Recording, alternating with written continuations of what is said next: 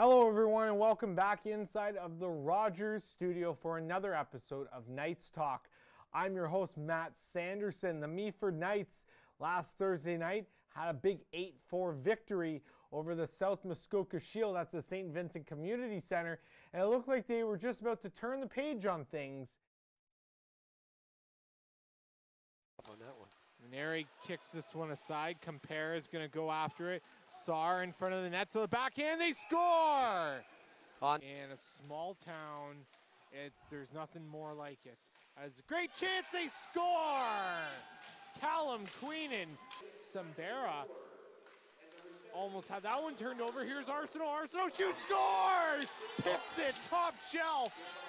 St. Vincent Community Center. That announcement will get changed. They score! Look at that, Tyler Arsenault. And there's Martin Badura. Badura to the back, and he scores! Martin Badura. Bouncing puck on the doorstep. They score! Callum Queenan. Compare. He'll do a couple stick dangles, and he scores! Over top of Bradley. Goal. Good chance here. They score! Arsenault. Now, I don't know if he saw anything in the future as Badura shoots and scores. Second of the game for him. Sent to White. Over to Mahan. Mahan's going to shoot, and that one trickles through, and it's a goal. Tyler Arsenault had a hat trick. And there's another goal there for Callum Queenan, mentioning hat tricks. Good effort, but just...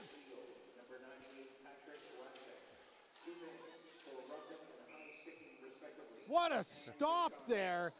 Keegan Bradley with a big 8-4 win final. And it's a much-needed W here. And then the weekend came around and it was not the case. We'll show you the games and what exactly transpired there. The 6-2 loss on Friday to the Almaguin Spartans. And then on February the 9th, they lost to Ville-Marie 12-2. So the Knights, well, they got a little bit of work that they got to do if they want to try to maintain a decent playoff spot. I believe we'll show the standings right now, sitting lower than they expected, down in that 8th and final spot. The good thing is, though, with them being in that 8th and final spot, they are ahead of South Muskoka by 9 points, but they're tied with the Bradford Bulls, one back of West Nipissing, and I don't think that they will catch Almaguin for the remainder of the season. But if they can jump back into that 6th spot, they would play Temiskaming, and that's a little bit better for them compared to taking on the Rattlers. Now let's go over to the South Division.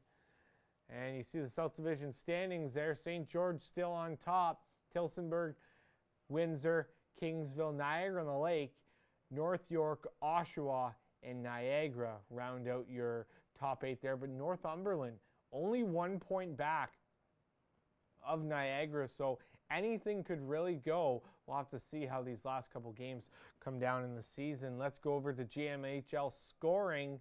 And Bryce Yetman leading the way and doing what he does best, racking up 145 points right now on the year. 77 goals, 68 assists for 36 points. And then Anthony Mota, Dimitri Selyutin, Anton Trublin, Mitch Randall, Liam Hurley, Ryan Droese, Ivan Bodarenko from Tillsonburg, Nicholas Belrose from Ville-Marie, and then Melvin Thorson from the Bradford Rattlers with 83 points there. But you see those top 3 guys, 109, 117, and 145 points. They're tearing the league up. We'll go over to Knights scoring. Eli Kinsman leading the way, though. 61 points for the young kid, and he's got 44 assists with 17 goals. Tyson Goditis behind him by 5 points. He leads this team in goal scoring with 31 in 39 games.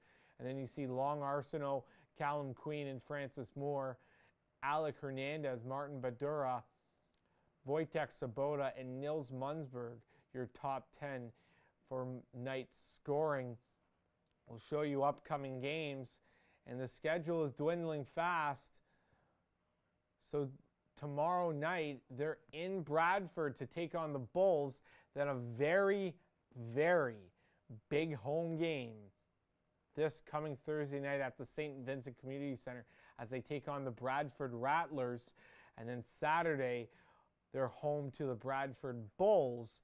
That was one of the makeup games for the game that we missed a couple weeks back, and that will conclude the season. So they have 3 games left on the schedule. It's important that they can try to get at least 2 wins out of those. We'll have to see how that transpires. That does it for tonight's episode of Knights Talk.